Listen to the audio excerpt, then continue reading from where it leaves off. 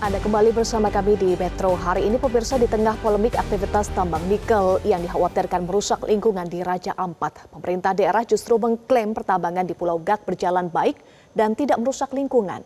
Sementara Walhi tetap mendesak pertambangan dihentikan permanen karena bisa merusak ekosistem Raja Ampat.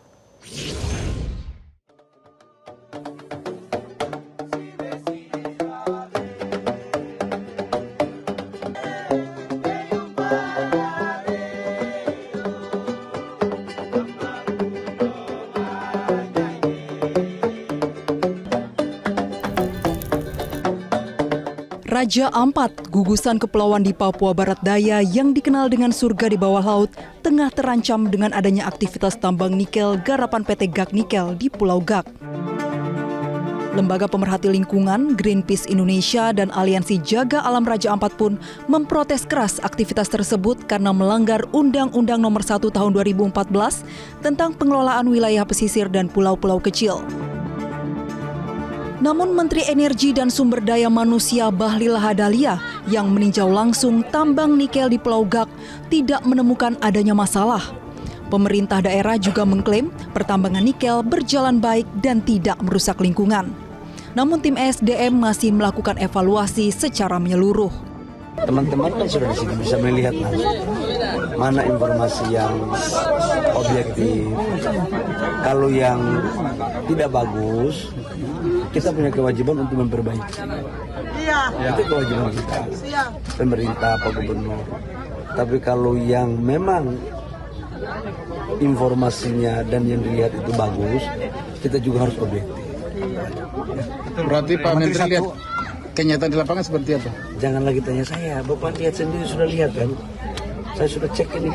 Pak, dengan kegaduhan itu pemerintah sikapnya seperti apa, Pak? Nanti kita evaluasi ya. Kita evaluasi total, baru kemudian kita membuat keputusan. Ya. Pantauan kita tadi aman lah, jadi isu yang berkembang di media itu tidak benar. Kita lihat laut masih biru, mereka juga memenuhi kewajiban mereka, ada reklamasi, ada penghijauan, jadi semua masih bagus lah. Khusus untuk Pulau Gak, apa tempat ini, PT Gak di sini, tapi tidak tahu nanti di tempat lain lagi kita masih ingin singgah lagi jadi. Wahana Lingkungan Hidup Indonesia atau WALHI tetap mendesak pertambangan dihentikan secara permanen. Menurut WALHI, jika aktivitas tambang di Pulau Gak dilanjutkan, ekosistem Raja Ampat di Pulau Panemo bisa hancur meski jaraknya 30 km bahkan 100 km sekalipun.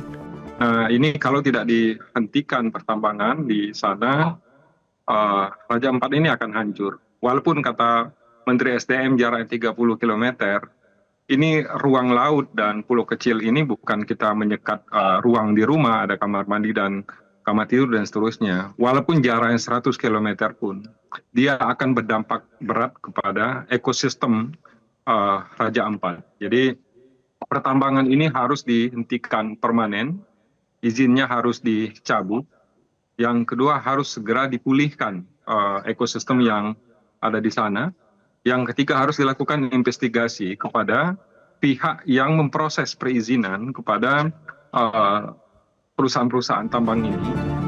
Sejak 5 Juni lalu, Menteri SDM menghentikan sementara aktivitas PT Gak Nikel di Pulau Gak.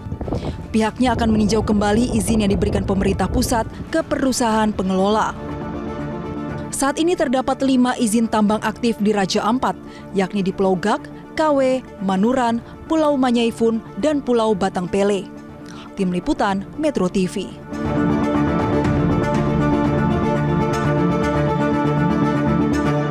Pemirsa, untuk membahas terkait dengan polemik tambang nikel yang mengancam kelestarian alam di Raja Ampat, kita sudah terhubung dengan Deputi Bidang Pengendalian Pencemaran dan Kerusakan Lingkungan BPLH Rasio Ridosani. Selamat sore, Pak Rasio. Selamat sore, Mbak Eva Wondo. Ya, Pak Rasio, sejumlah perusahaan tambang nikel menjadi objek pengawasan KLH BPLH. Apa kemudian hasil pengawasan terkini dari BPLH, Pak Rasio? Ya, perlu kami sampaikan mengapa permasalahan pertambangan di Raja Ampat ini sangat penting, karena kita paham bahwa Raja Ampat merupakan satu kawasan yang kaya akan biodiversity ya, keanekaragaman hayati, khususnya baik yang ada di terestrial, di daratan maupun di lautan. Dan biodiversity, keanekaragaman hayati kita yang berada di lautan itu khususnya koral, itu dikenal sebagai the heart of the world coral triangle. Jadi di mana hampir 75% dari koral dunia itu spesiesnya ada di Raja Ampat. Ya, dari ini kami melihat bahwa dengan adanya berbagai macam laporan masyarakat, kemudian concern masyarakat terhadap kelangsungan ekosistem di Raja Ampat, ya, Menteri memerintahkan para pejabat fungsional di KLH melakukan upaya untuk melihat bagaimana pelaksanaan dari kegiatan pertambangan ada di sana.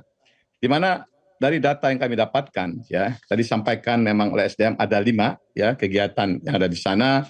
Namun tim kami sudah melakukan ya kegiatan pengawasan di 4 lokasi, yaitu pertama di PT GN, kemudian PT KSM, PT MRP, dan PT ASP. Ya, di dalam hasil pengawasan ini menunjukkan memang ada dampak-dampak kegiatan yang terjadi di Raja Ampat, yang namun perlu kami dalamin lebih lanjut. Akan tetapi mengingat kawasan keempat lokasi tersebut berada di wilayah pulau-pulau kecil, maka Menteri ya, menyampaikan untuk melakukan upaya peninjauan kembali dari persetujuan lingkungan yang ada. Ini langkah-langkah yang dilakukan. Jadi kita akan lakukan peninjauan kembali persetujuan lingkungan sudah ada demi menyelamatkan pulau-pulau kecil di kawasan Raja Ampat yang sangat kaya dengan keragaman hayatinya. Samping itu juga kami juga memang menemukan ada berbagai pelanggaran yang terjadi di lokasi tersebut, dan kami akan lakukan langkah-langkah penegakan hukum sesuai dengan peraturan perundang-undangan. Juga tentu juga kita akan mendorong upaya-upaya pemulihan lingkungan terkait dengan dampak-dampak yang ditimbulkan dalam kegiatan pertambangan tersebut. Jadi tim kami sudah melakukan pengawasan pada tanggal 25 Mei kemarin. Ya, langkah ini akan terus kita lanjutkan. Jadi kita lakukan, mohon maaf, tanggal 26 sampai dengan 1 Mei kemarin. Jadi fungsional pengawas lingkungan hidup KLH sudah terjun ke lapangan pada tanggal 26 sampai dengan 31 Mei tahun 2025. Baik, Pak Rasio, sampai di situ dulu. Tadi Anda sebut ada pelanggaran ya terhadap peraturan lingkungan hidup dan tata kelola pulau kecil. Nah, terkait penegakan hukum, Anda tadi juga sampaikan apa penegakan hukum yang akan dilakukan? Ya, pertama kami sampaikan, ya kami akan meninjau kembali ya persetujuan lingkungan yang ada, mengingat tambang-tambang tersebut berada di pulau-pulau kecil. Kita tahu bahwa ada larangan melakukan kegiatan pertambangan di wilayah pesisir dan pulau-pulau kecil ya. Ini baik berdasarkan Undang-Undang Nomor 1 Tahun 2024 tentang perubahan atas Undang-Undang Nomor 7 tentang pengolahan pesisir dan pulau-pulau kecil, serta juga ada keputusan dari Mahkamah Konstitusi dan juga Mahkamah Agung. Ya, ini dengan demikian kami melihat undang-undang ini ya, dan juga putusan baik MA maupun MK ini akan menjadi acuan kami dalam melihat kembali bagaimana persetujuan lingkungan yang ada di pulau-pulau tersebut.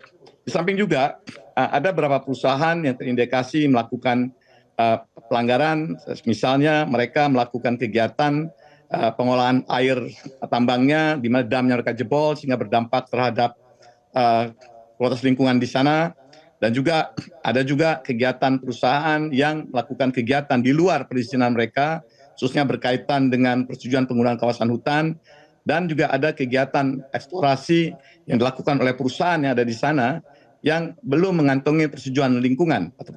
Jadi langkah-langkah ini yang harus kita lakukan untuk memastikan bahwa kegiatan pertambangan di kawasan Raja Ampat ini dapat kita lakukan peninjauan kembali persetujuan lingkungannya, dan juga harus kita minimalkan dampaknya terhadap lingkungan hidup, khususnya kita tahu kawasan Raja Ampat merupakan kawasan yang kaya akan biodiversity. Ya. Apakah juga akan sampai pada pencabutan izin, Pak Rasio? Ya, ini kan tim kami sedang bekerja ya untuk memastikan tersebut. Kan kita paham bahwa kegiatan pertambangan di pulau-pulau kecil ini kan tidak diperbolehkan. Ya, saya jelaskan tadi berdasarkan juga Undang-Undang Nomor 1 Tahun 2014 ya berkaitan dengan pengolahan wilayah pesisir dan pulau-pulau kecil. Kemudian juga ada putusan dari Mahkamah Agung serta juga keputusan dari Mahkamah Konstitusi. Ya, ini menurut kami harus menjadi perhatian kita bersama di dalam upaya memastikan kegiatan-kegiatan pertambangan ya di pulau-pulau kecil ini ya, tidak berdampak terhadap lingkungan hidup. Dengan demikian tentu kan kita tinjau kembali perizinannya.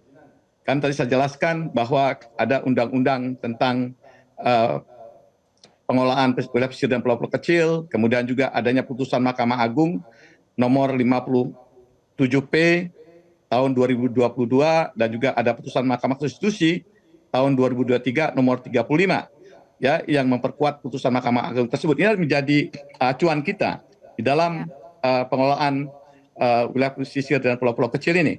Ya, khususnya berkaitan dengan perlindungan pengelolaan lingkungan hidup, ini akan jadi acuan kami. Ya, sudah ada dasar hukum yang menjadi acuan ya jika aktivitas penambangan melanggar Undang-Undang Nomor 1 Tahun 2014, kemudian juga melanggar putusan MA dan putusan MK. Lalu selama ini sebetulnya bagaimana pengawasannya Pak Rasio? Ya, tentu kita melakukan berbagai macam pengawasan ya. Yang memang kami sampaikan Indonesia ini kan sangat luas ya.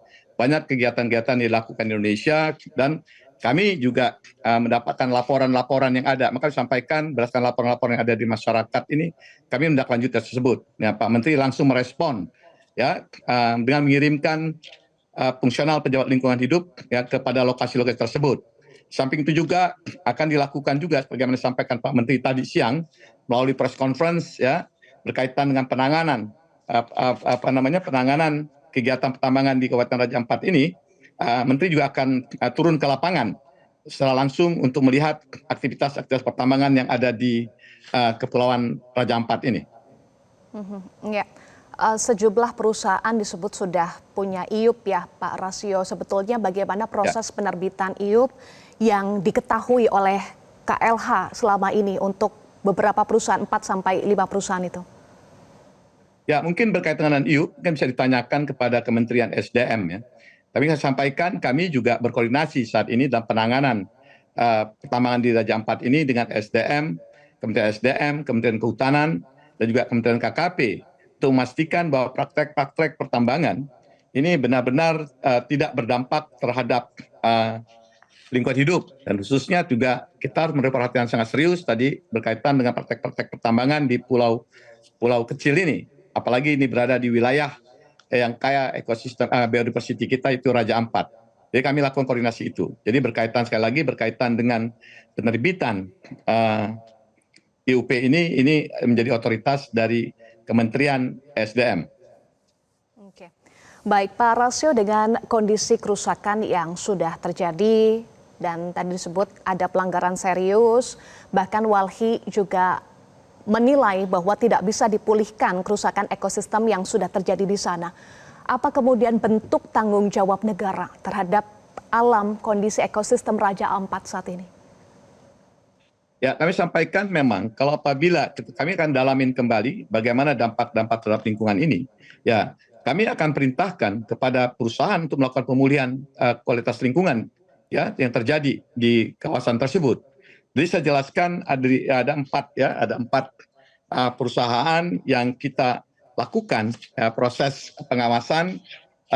Kami menemukan berbagai macam permasalahan ya, misalnya PTGN kami menemukan ada persoalan-persoalan minor sebenarnya, ada persoalan di PTGN tersebut.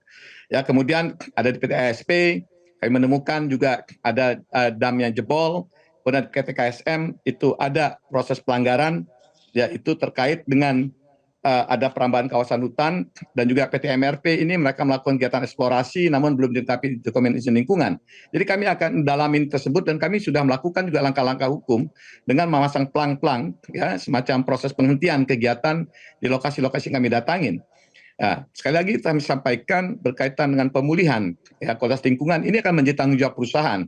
Karena kita mengenal prinsip polluter pay principle, ya, di mana para pencemar itu bertanggung jawab atas tindakan-tindakan pencemaran yang mereka lakukan. Dan sudah banyak kami lakukan pada kasus-kasus yang lain, ya, tidak hanya kasus-kasus pertambangan, tapi kasus-kasus lain juga banyak sudah kami perintahkan perusahaan-perusahaan untuk melakukan upaya-upaya pemulihan lingkungan atas tindakan-tindakan yang mereka lakukan. Baik, tentu publik nantikan hasil kajian menyeluruh ya Pak Rasio dan juga langkah tegas dari pemerintah termasuk juga meminta perusahaan-perusahaan tersebut untuk memulihkan lingkungan yang sudah dirusak. Terima kasih Deputi Bidang Pengendalian Pencemaran dan Kerusakan Lingkungan BPLH Rasio Ridosani sudah bergabung bersama kami di Metro hari ini. Jelajahi cara baru mendapatkan informasi. Download Metro TV Extend sekarang.